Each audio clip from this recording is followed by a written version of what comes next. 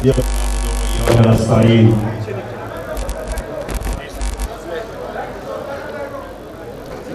आसिम आपका शुक्रिया अदा करता हूं कि पहले और फिर ये जो आपने बड़ी जेनरस कंट्रीब्यूशन दी शौकत खानम को, मैं दोनों के लिए आपका शुक्रिया अदा करता हूं। मैं सियालकोट बार आपका शुक्रिया अदा करता हूं कि आपने मेरी इज्जत की, मुझे ऐसा इस्तकबाल दिया, मैं आपका शुक्रिया अदा भी करता हूं।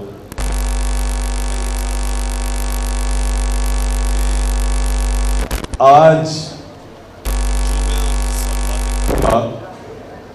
ये आपने ऐसे समझना है कि वो पाकिस्तानी आपसे बात कर रहा है जिसको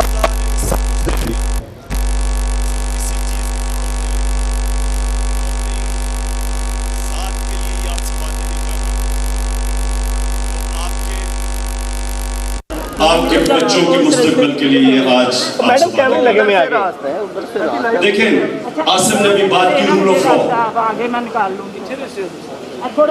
क्योंकि मुझे मौका मिला कैमरों के आगे क्रिकेट की वजह से, और फिर मैंने यूनिवर्सिटी बरतानिया में बड़ी यंग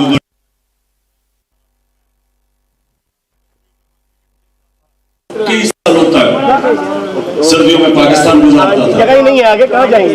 तो मैंने बड़े अंदर से इन दोनों सिस्टम्स को देखा हुआ है, हमारा निजाम और वो निजाम जो कि कामयाब निजाम है, जगह दे दो जिधर यहाँ लोग मरते हैं वीजा लेके उधर जाने के लिए।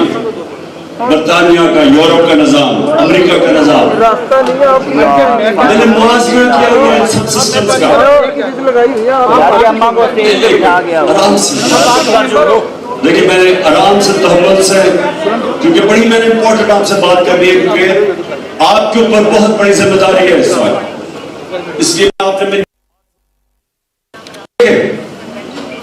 जिस माशरे के अंदर रूल ऑफ लॉ नहीं होता वो कभी खुशहाल नहीं होता। ये जो कहते हैं ना कि खुशहाली आ जाएगी, मैं लाहौर को पेरिस बना दूंगा, मैं एशियन टाइगर बना दूंगा पाकिस्तान को, क्यों नहीं बना अभी तक? बन ही नहीं सकता। देखिए, अल्लाह का हुक्म है कि मेरी जमीन पे इंसाफ कायम करो। इब्ने खालदून, जो मॉडर्न हिस्ट्री का बाप समझा जाता है, सिर्फ हमारे मुसलमान दुनिया में नहीं, मगरिब में इब्ने खालदून को मॉडर्न हिस्ट्री का बाप समझा जाता है। वो कहता है कि मैंने जितना अपना दीन स्टडी किया, कुरान स्टडी की, इस्लाम को स्टडी किया, मैं एक नतीजे पे पहुंचा हूं कि अल्लाह ने इंसान को दुनिया में भेजा ही एक वजह से कि मेरी जमीन पे इंसाफ कायम करो। यानी कि एक इंसानी माशरे और जानवरों के माशरे में सबसे बड़ा फर्क यह है कि जानवरों में इंसाफ नहीं होता और एक असल इंसानी माशरे में इंसाफ होता है। और इंसाफ अल्लाह का हुक्म है, और अल्लाह का हुक्म है हमारी बेहतरी के लिए। तो उसका मतलब यह कि जब आप इंसाफ कायम करते हैं, आप अपनी बेहतरी करते हैं। तो आज आप बुकला खड़े हैं सब यहां, आपको हैरत होगी ये चीज सुन के कि मुसलमान दुनिया, इसकी बुनियाद रखी गई थी मदीना की रियासत में। दुनिया के सबसे अजीम लीडर हमारे नबी सल्लल्लाहु अलैहि वसल्लम ने, तो सबसे पहले चीज क्या उन्होंने एस्टैब्लिश की थी? अदल और इंसाफ। सबसे पहले जो बुनियाद रखी गई थी पहले इस्लामी रियासत की, वो इंसाफ पर रखी गई थी, और रूल ऑफ लॉ। और रूल ऑफ लॉ का मतलब यह होता है कि कोई कानून से ऊपर नहीं है। उन्होंने कहा मेरी बेटी भी अगर चोरी करेगी उसको सजा मिलेगी, और सबसे मेरी जो लाडली बेटी उसका नाम लिया, और उन्होंने कहा कि तुम्हारे से पहले बड़ी कौमें तबाह हुई, जिधर कमजोर के लिए एक कानून, छोटा चोर चोरी करे तो जेल में, और बड़ा चोर डाका मारे तो उसको एनआरओ मिल जाए, यानी उसको पकड़ाना जाए। सुने प्लीज, देखें तो बाद में तकरीर ना रहे, लेकिन ये बड़ा इंपॉर्टेंट है आपके लिए सुनना, क्योंकि आपका मुल्क, हमारा मुल्क आज उधर खड़ा है, दो राहों में खड़ा हो गया है। एक तरफ तबाही है और एक तरफ जद्दोजहद है उस पाकिस्तान की जिसके लिए बना था, जो इस शहर का अजीम ज़हन डॉक्टर इल्हामा इकबाल ने जो तस्वर दिया था पाकिस्तान का।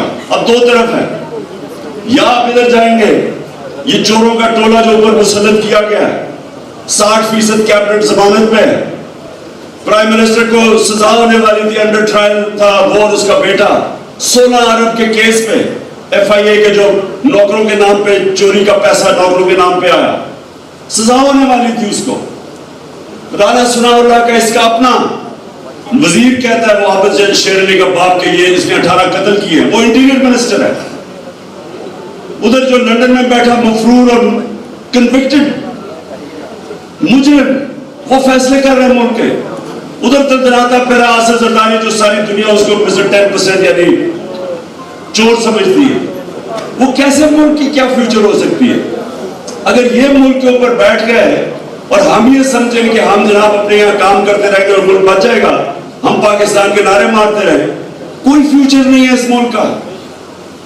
क्योंकि तारीख उठा के देख लें, मैं तारीख का स्टूडेंट हूं, दुनिया में कोई मुझे आज नेशन बता दे, कोई मुझे एक मुल्क बता दे जिधर इंसाफ का निजाम और वो खुशहाल हो। स्विट्जरलैंड, मैं उसकी इसलिए मिसाल देता हूं कि कोई वसाइल नहीं है स्विट्जरलैंड के अंदर, सिवाय पहाड़ है। यहां के आपके नॉर्दर्न एरियाज, गिलगित बल्तिस्तान, उससे कई कई कई दुर्जा ज्यादा खूबसूरत इलाका है, दुगना है स्विट्जरलैंड से, लेकिन वो सबसे खुशहाल मुल्क है, क्योंकि रूल ऑफ लॉ इंडेक्स के अंदर स्विट्जरलैंड 99.9% है कि रूल ऑफ लॉ है वहां।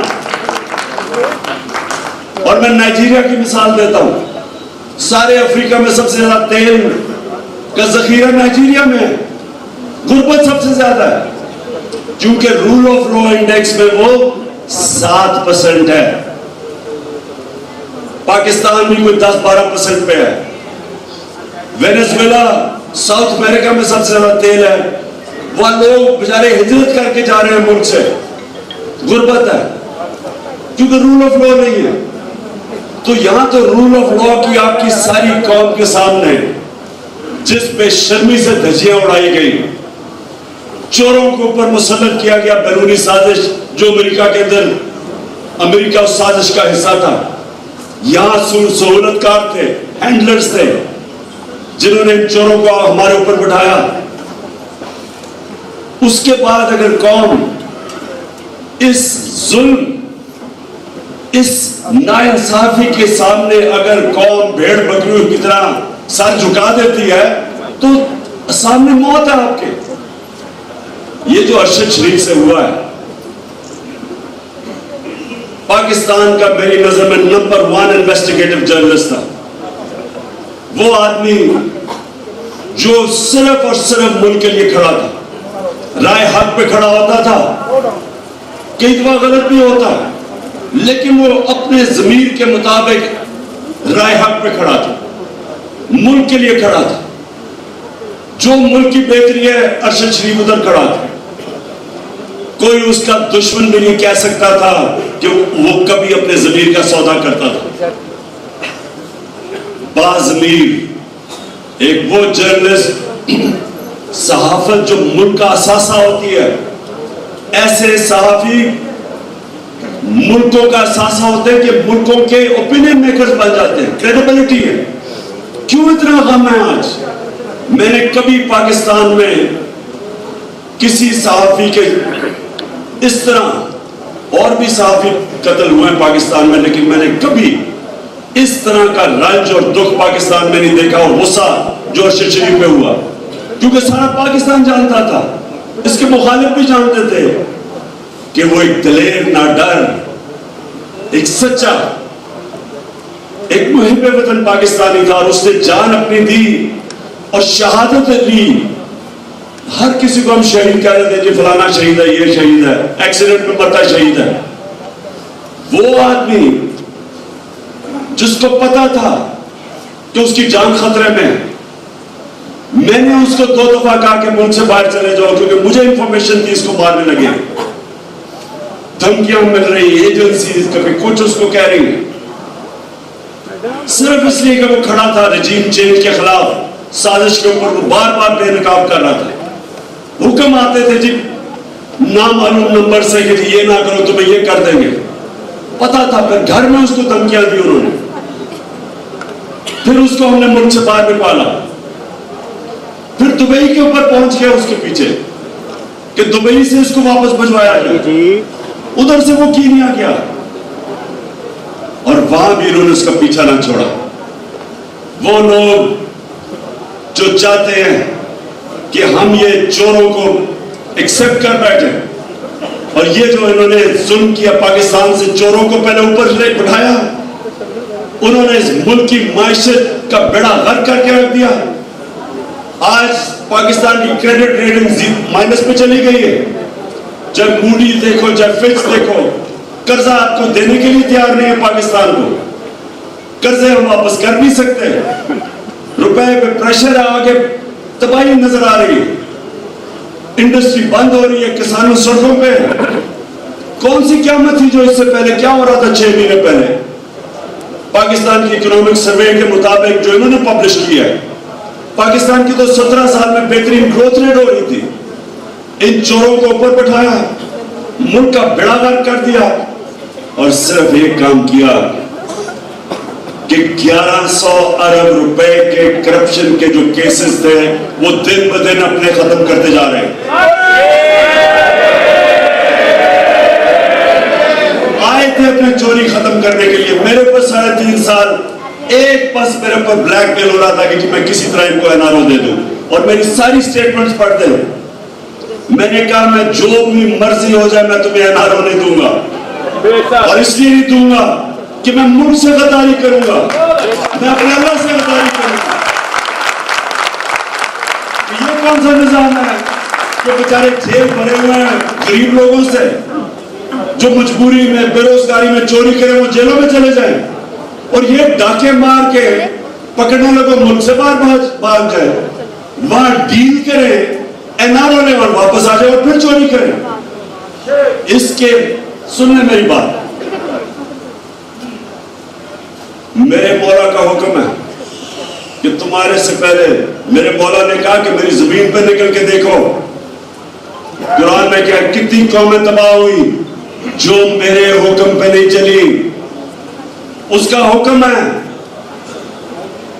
अमर बिल मारूफ व नही अनिल मुनकर, हक और सच के साथ खड़े हो और बदी का मुकाबला करो, उसके खिलाफ खड़े हो। हुक्म है उसका अल्लाह का।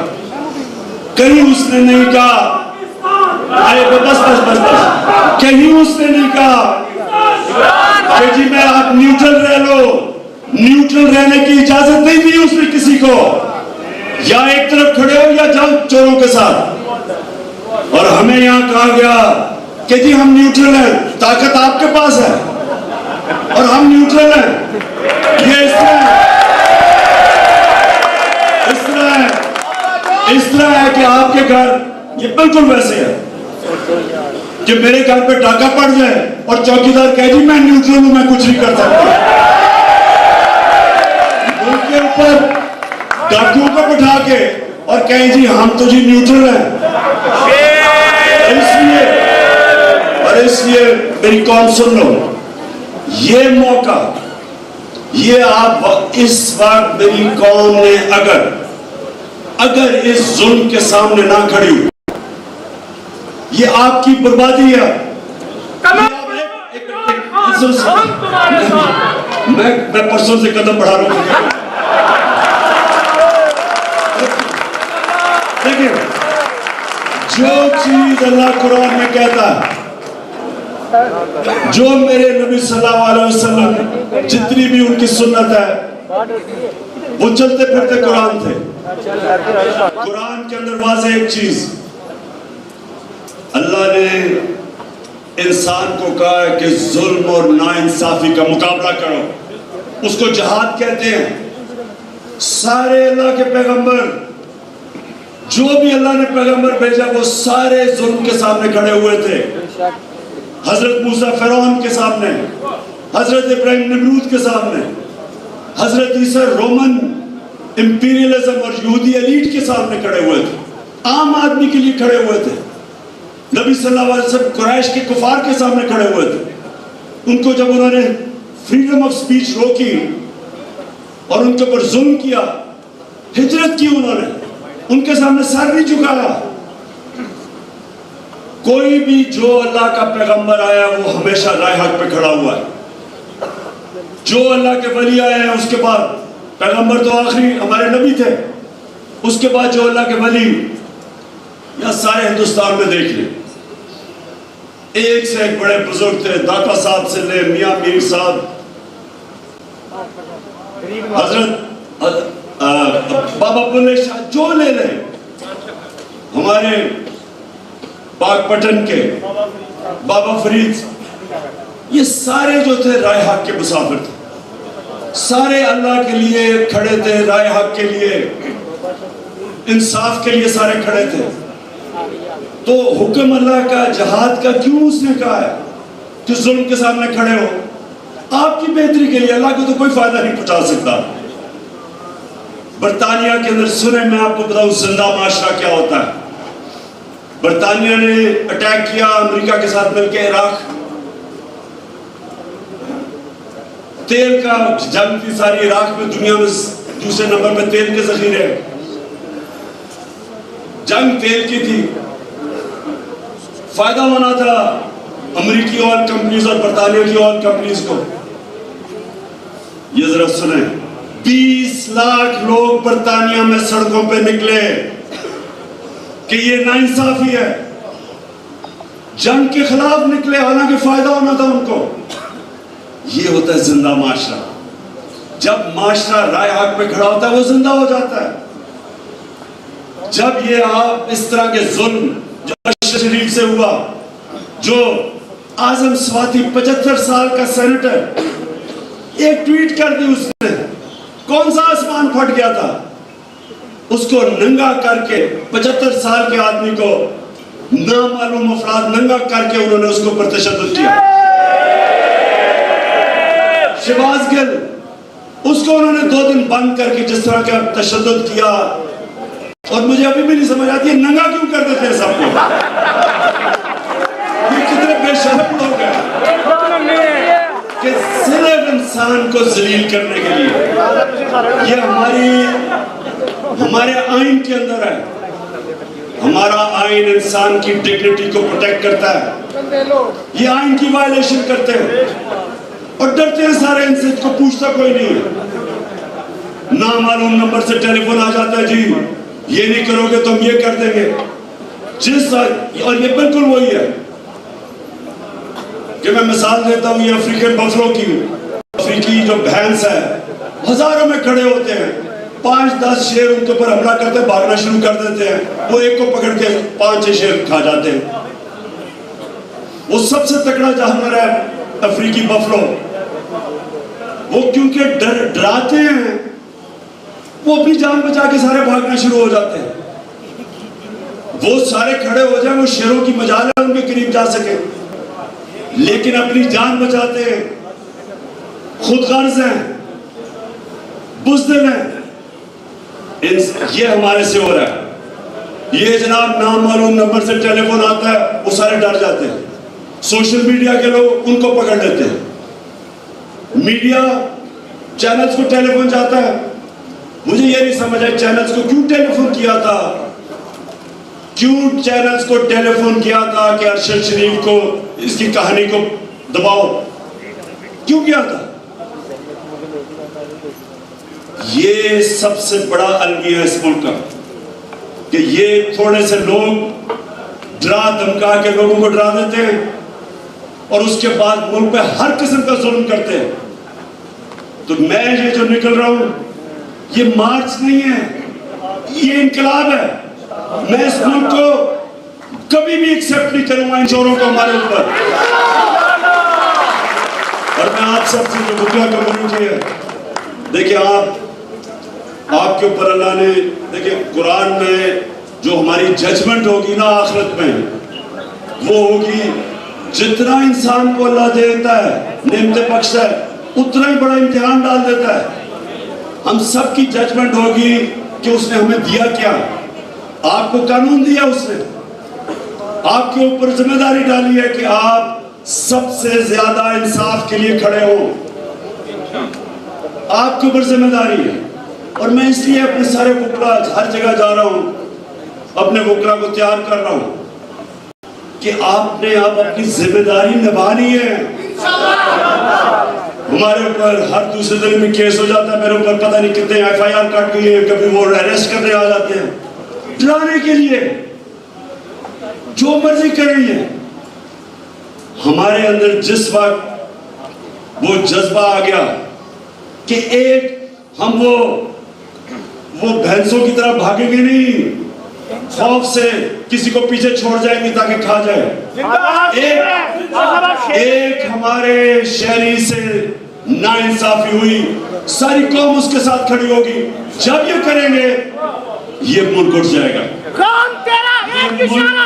तब उठेगा। जब इस मुल्क में इंसाफ कायम कर दिया, इसमें खुशहाली भी आ जाएगी, इसमें खुशहाली भी तब आएगी। रूल ऑफ लॉ मदीना की रियासत में पहले इस्टेब्लिश किया गया, फिर खुशहाली आई। पहले खुशहाली नहीं आई, पहले इंसाफ आया, फिर खुशहाली आई।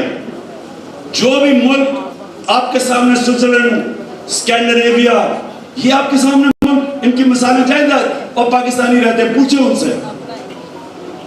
गरीब से गरीब लेबरर भी पाकिस्तान जो काम कर रहा है इन मुल्कों में और जो वहां का शहरी बन गया है, उसको पूरा इत्मीनान है कि कोई ताकतवर उसके ऊपर जुल्म नहीं कर सकता।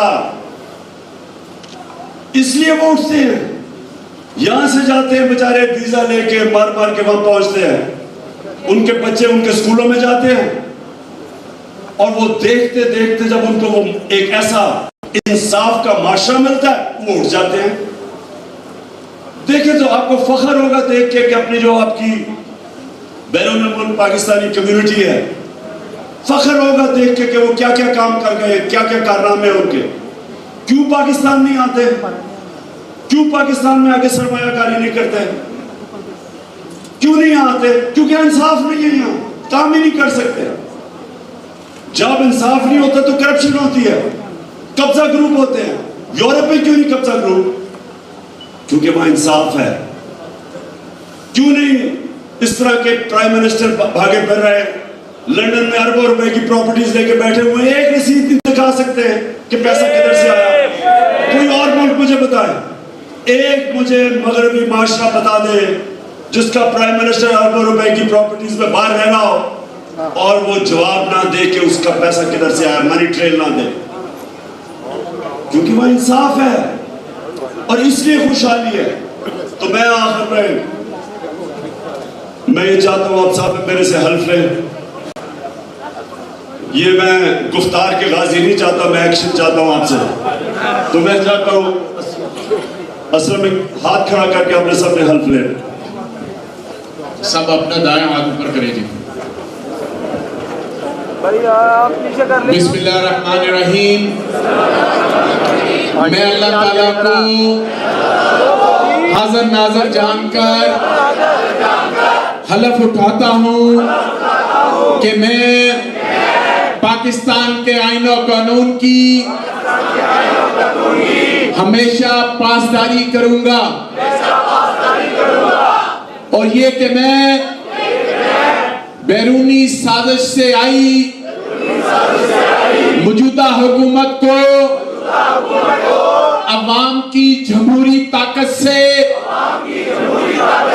बदलने तक अपनी तमाम तर आईनी और जमहूरी जिम्मेदारियां पूरी करूंगा। और ये कि मैं खुशहाल और आजाद पाकिस्तान के लिए हमेशा जद्दोजहद करूंगा। अल्लाह ताला हम सब का हामी और नासिर हो। आमीन। पाकिस्तान